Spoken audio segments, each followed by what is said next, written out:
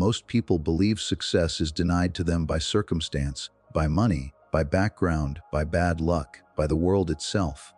That belief is comforting, because if the world is responsible, you are not. But what if the greatest barrier to your success is not outside you, but operating silently within you? Look around. You'll see intelligent people trapped in mediocrity, talented people stuck in repetition, dreamers who never move. This is not an accident. It is not a lack of ability. It is a psychological trap, one so subtle that people defend it as their personality, their values, even their identity. Until this trap is exposed, no amount of motivation, hustle, or discipline will save you. Let us step into the uncomfortable truth. Human beings like to believe they are driven by ambition, by dreams of achievement, by the promise of a better future. Yet when you observe human behavior honestly, without romance, without excuses, you see something far more primitive at work. People are not oriented toward success. They are oriented toward familiarity. The psyche does not ask, "What will make me grow?" It asks, "What will keep me safe?" And safety, to the unconscious mind, is not happiness or fulfillment. Safety is simply what is known. The mind clings to familiar patterns even when those patterns are painful, limiting, or quietly humiliating. This is why people wake up each morning to jobs that slowly drain their spirit, yet tell themselves they are being realistic. This is why individuals remain in relationships that suffocate their potential, yet insist that stability matters more than aliveness. This is why so many speak passionately about change, transformation, and dreams, while living the same day over and over again. The unconscious prefers a predictable misery to an uncertain freedom. Psychologically, comfort is equated with survival. What is familiar feels controllable. What is unfamiliar feels dangerous. Growth, by its very nature, introduces uncertainty, and uncertainty activates fear. To the deeper layers of the mind, growth is not a promise, it is a threat. And so the psyche chooses safety over expansion, even when that safety slowly erodes the soul. Behavioral psychology supports this observation. Studies consistently show that human beings are far more motivated to avoid loss than to pursue gain. The fear of losing what one already has, even if what one has is unsatisfying, is stronger than the desire to obtain something better. This explains why potential is so often betrayed. The individual does not move forward because forward movement feels like loss of routine, loss of identity, loss of the known self. Consider the employee who possesses intelligence, competence, and leadership ability, yet quietly resists promotion. On the surface, they may say they are content where they are, or that they do not want additional stress. But beneath this rational explanation lies a deeper truth. Promotion would expose them. It would demand visibility, judgment, responsibility.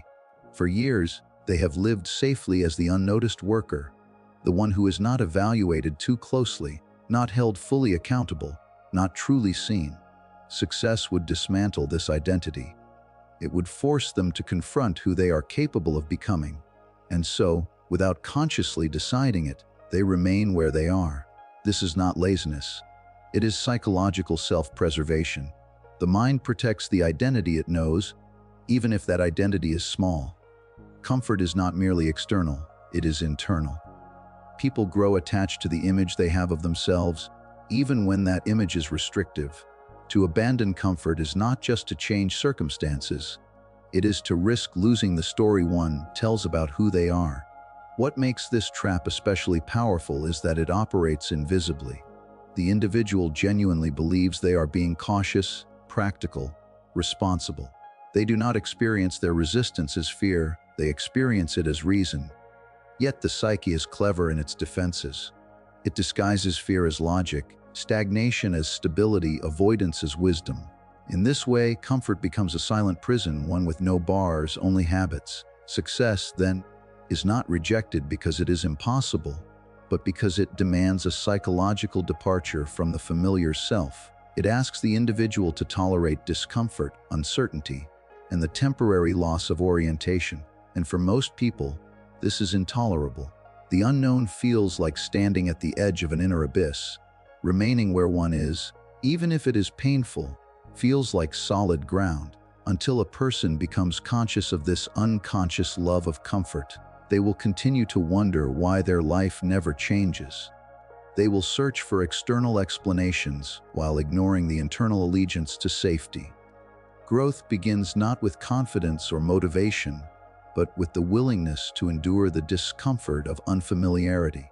Only when the individual recognizes that comfort is not the same as security can they begin to loosen its grip. The mind resists threats, even positive ones, and success is the greatest threat of all to the life that has been lived so far. Most people believe their greatest fear is failure. They speak of embarrassment, of loss, of being judged as incapable. Yet when you look more closely at human behavior, a different fear reveals itself, one far more unsettling. It is not failure that paralyzes the individual, it is success. More precisely, it is the responsibility that success demands. Failure offers shelter. It provides explanations, stories, and alibis. When one fails, there is always something to point toward: the unfair system, the lack of support, the difficult upbringing, the wrong timing, the imperfect conditions. Failure allows the ego to remain intact because the self is never fully exposed. One can say, "I would have succeeded if," and preserve the fantasy of hidden greatness. Success, however, strips these protections away. It leaves no one else to blame. If you succeed, the responsibility for your life returns entirely to you. To be responsible for one's success means standing naked before oneself. It means acknowledging that your actions matter, that your choices have weight, and that your future is not determined by invisible forces but by conscious decisions. This realization is deeply unsettling. Many people would rather live with dissatisfaction than carry the burden of their own potential. This is why sabotage so often appears precisely at the moment when things begin to work. The individual gains momentum, progress becomes visible, and suddenly there is delay. Deadlines are missed. Focus dissolves. Discipline weakens. On the surface, these behaviors appear irrational, even self-destructive. But psychologically, they are purposeful. The psyche intervenes to prevent exposure. Psychologists describe this pattern as self-handicapping, the creation of obstacles so that failure can be explained. If the project collapses, one can say it was because of stress, lack of time, poor conditions. The deeper truth remains hidden: the individual never fully committed. By undermining their own effort, they protect themselves from the terrifying possibility that success would demand a new level of responsibility. Consider the entrepreneur who stands on the edge of launching a business. The product is functional. The plan is sound. The opportunity is real. Yet instead of moving forward, they delay. There is always one more improvement to make, one more detail to perfect, one more piece of knowledge to acquire. This appears responsible, even admirable. But beneath this endless refinement lies avoidance. Once the creation is released into the world, there is no hiding. It will either succeed or fail on its own terms, and the individual will have to live with the outcome. Delay preserves safety. Action demands accountability. Responsibility exposes the self. It reveals not only competence but also limitation. To succeed is to be seen, evaluated, and defined. And the unexamined self fears definition because definition ends ambiguity. As long as success remains hypothetical, the individual can imagine themselves as capable of anything. Once success becomes real, the fantasy collapses into reality. One becomes a specific person with specific strengths and weaknesses, no longer an undefined potential. This fear often originates early in life. Many people were taught, directly or indirectly, that responsibility leads to punishment, criticism, or abandonment. To stand out was to attract attention, and attention brought danger. The psyche learns that it is safer to remain small, to avoid full expression, to operate beneath the surface. As adults, these individuals may consciously desire achievement, while unconsciously equating visibility with threat. Thus, they confuse fear of responsibility with fear of failure. Failure feels familiar, even manageable. Responsibility feels like a burden too heavy to carry. It demands integrity, consistency, and the courage to face oneself without illusion. It asks the individual to become the author of their own life, rather than a commentator on circumstances. What appears as laziness is often fear. What appears as distraction is often defense. The psyche is not weak, it is protective. It intervenes to keep the individual within the boundaries of what feels survivable.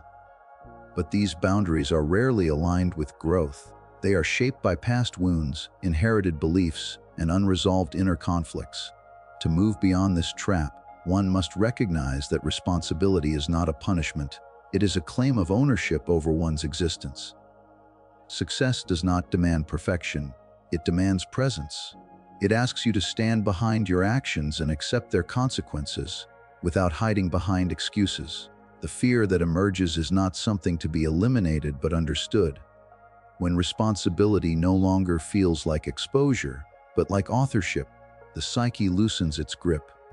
Until then, the individual will continue to retreat at the threshold of their own becoming, mistaking avoidance for safety and calling it wisdom. Success is often imagined as something added to life, as though achievement were an extra layer placed gently upon the existing self. In reality, success is rarely an addition. It is a replacement. To rise into a fuller expression of one's potential, something within must be left behind. And this is where the deepest resistance emerges. Growth does not merely ask for effort, it demands loss. And the psyche resists loss with all its strength. Every meaningful transformation requires the quiet death of an older version of the self. Old habits that once provided comfort must be surrendered. Old social circles that reinforced familiarity must loosen their hold. Old narratives, the stories we repeat about who we are, what is possible for us, and why we cannot change, must be questioned. Even old excuses which once served as psychological shelter must be abandoned.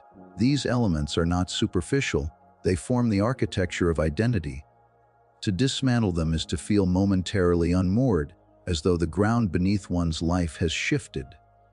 Most people are not attached to their suffering as much as they are attached to their identity. They say, "This is just how I am," not realizing that this statement is less a description and more a defense. They say, "This is how life works," mistaking repetition for truth. They say, "This is realistic," when in fact realism is often grief. Grief for a self that could have existed but never did. What appears to be acceptance is frequently resignation, a quiet mourning of unrealized possibility. Research on adult development supports this psychological struggle. Long-term studies have shown that the most painful aspect of growth is not learning new skills or acquiring knowledge, but relinquishing old identities. Skills can be practiced, knowledge can be accumulated.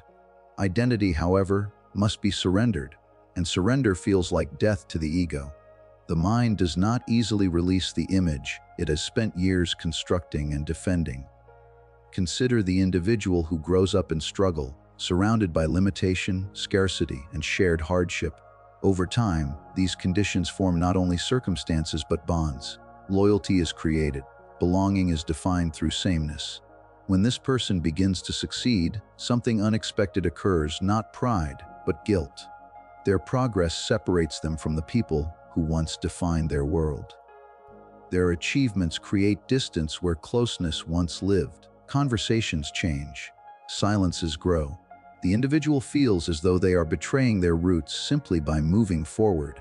Unconsciously, they begin to slow themselves down. Opportunities are declined. Momentum is softened. Ambition is muted. Not because success is unwanted, but because belonging feels more vital than becoming. The psyche whispers that it is safer to remain connected than to stand alone. Success, in this phase, feels like exile. This is the hidden cost of transformation. Before liberation comes isolation. Before integration comes separation. The old self cannot accompany the new self into unfamiliar territory. And neither can everyone who was part of the former life. This realization strikes at a deep human need, the need to belong. We are social beings, shaped by acceptance and recognition. To risk losing these is to confront a primal fear's abandonment. Yet identity that is built solely on belonging is fragile. It requires conformity and punishes deviation. Growth threatens such identity because growth demands differentiation. To become more fully oneself is to stand apart, at least temporarily, from the collective that once defined you. This is why many people unconsciously choose stagnation. It preserves relational harmony at the cost of inner truth. The tragedy is not that people fail to become extraordinary. It is that they abandon the process at the moment it requires them to let go of who they have been. They confuse loyalty to others with loyalty to the past.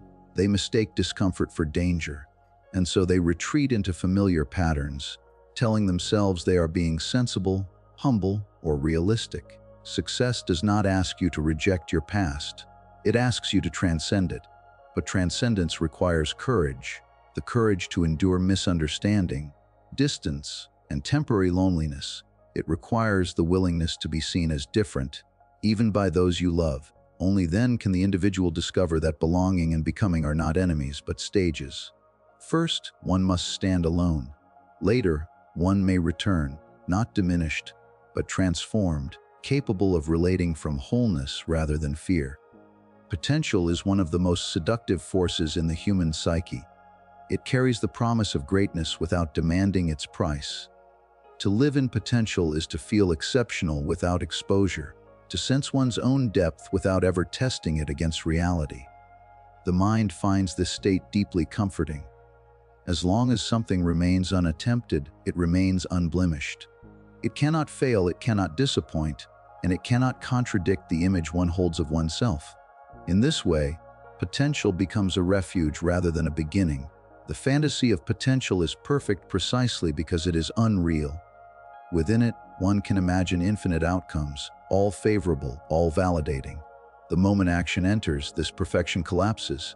Reality introduces limitation, resistance, and imperfection, and so the psyche clings to possibility instead of actuality. It is safer to be the person who could have succeeded than the person who tried and discovered their limits. This is why so many individuals devote themselves to preparation rather than execution. They plan endlessly, refine ideas repeatedly, and accumulate knowledge without application. Planning creates the illusion of movement. Learning creates the illusion of progress. Talking creates the illusion of commitment. Yet beneath these activities lies avoidance. Action would force the individual to confront uncertainty, judgment, and the possibility of inadequacy.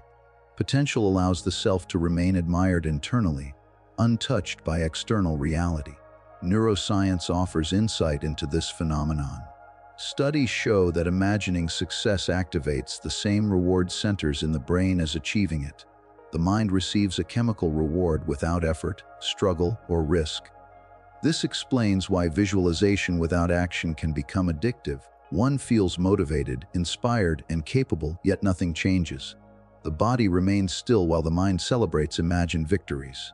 Over time, this creates a dangerous loop. The more one imagines, the less one acts. Consider the writer who speaks passionately about the book they will one day publish. The story lives vividly in their mind. Characters feel real. Scenes unfold with emotional power. Yet the page remains blank. Writing would demand discipline, vulnerability, and the acceptance of imperfection. So the idea stays safely internal, where it can never be criticized. The writer remains talented, but untested, or the entrepreneur who is always preparing for the future. They study markets, analyze trends, attend seminars, and refine business plans. Their language is filled with intention: soon, next year, when the time is right.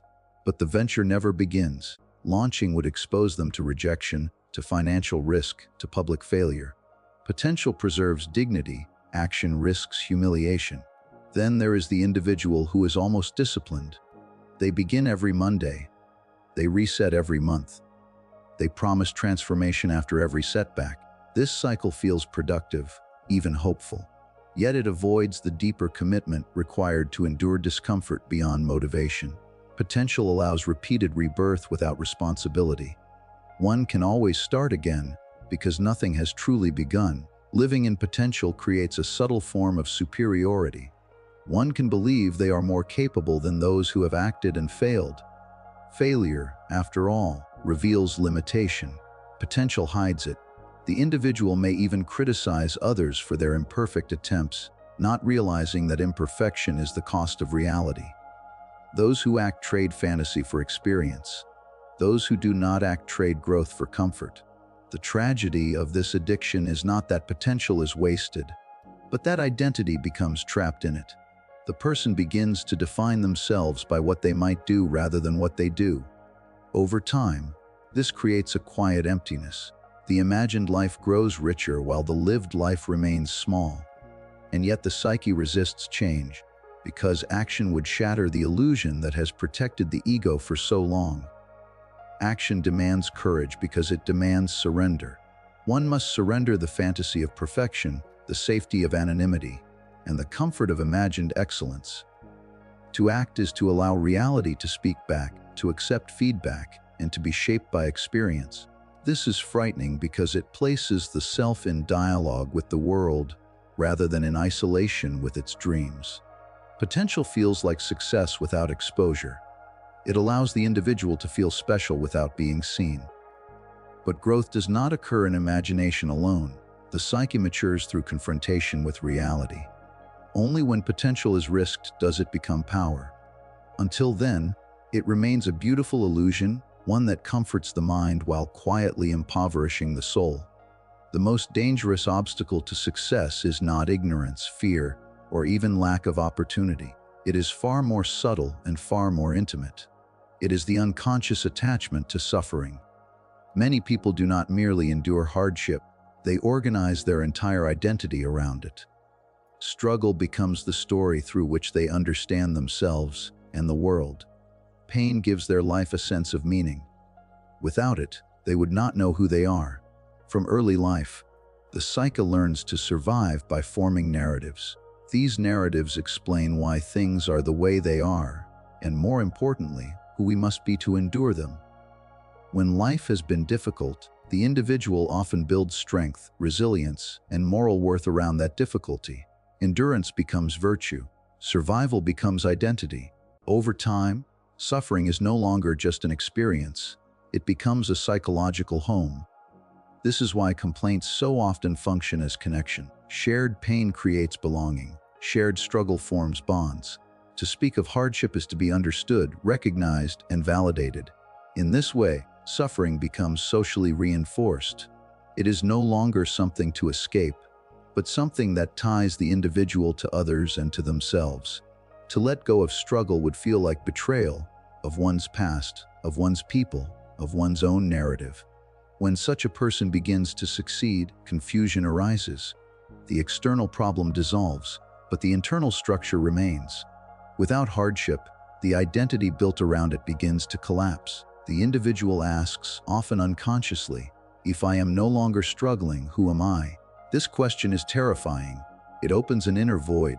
The mind would rather return to pain than face emptiness. This explains why some people emerge from hardship, financial, emotional, or physical, and feel strangely lost. The crisis that once organized their life is gone. There is no longer an enemy to fight, no longer a reason to endure, no longer a story to repeat. Freedom feels disorienting. Peace feels unfamiliar. Without suffering, life seems undefined. Others never fully leave hardship at all. Even with awareness, insight, and opportunity, they repeat destructive cycles. They sabotage relationships, finances, or health just as stability appears. From the outside, this behavior seems irrational. From the inside, it is deeply logical. Chaos feels like home. Order feels foreign. The psyche returns to what it knows. Consider the individual who grew up in financial struggle. Scarcity shaped their thinking, urgency shaped their decisions, and survival shaped their habits. When they later earn well, one might expect relief. Yet instead, reckless decisions emerge. Money is spent impulsively. Risks are taken unnecessarily. Stability is undermined. Not because the person is incapable of success, but because calm feels unfamiliar. The nervous system trained in chaos interprets stability as danger. The mind recreates struggle to restore psychological equilibrium. Psychologically, the mind prefers a painful story to an empty one. Pain gives shape, it gives direction. It tells the individual who they are and what they must endure. Emptiness demands creation. It demands choice, and choice demands responsibility. For many, this is too much. Suffering, at least, tells them what to do. This unconscious loop is reinforced by the ego's need for meaning. The ego does not care whether the meaning is positive or negative. It only cares that life feels coherent. If suffering has been the organizing principle of existence, removing it threatens the entire structure of identity. The ego resists this threat by recreating familiar patterns, even when they are destructive. Until this attachment is brought into consciousness, success will always feel unstable. It will slip through the fingers, not because it is undeserved, but because it is uninhabitable. The individual has not yet built an identity capable of holding peace, stability, or abundance. They have learned how to survive, but not how to live. To confront this pattern requires profound honesty. One must ask not only what they want to achieve, but who they would be without their suffering. What remains when the struggle ends? What meaning will replace pain? These questions cannot be answered quickly. They require patience, reflection, and the courage to stand in uncertainty without retreating to familiar wounds. Only when a person releases the belief that suffering is necessary for meaning can success take root. Until then, the psyche will quietly undo every achievement, not out of weakness, but out of loyalty to a story that once protected them and now imprisons them. Success is not blocked by lack of opportunity. It is blocked by unconscious loyalty to fear, comfort, and old identity. The mind does not want your greatness. It wants your familiarity. And until you become conscious of what controls you, you will continue calling it fate. The moment you see the trap, you are no longer fully inside it. That is where real success begins.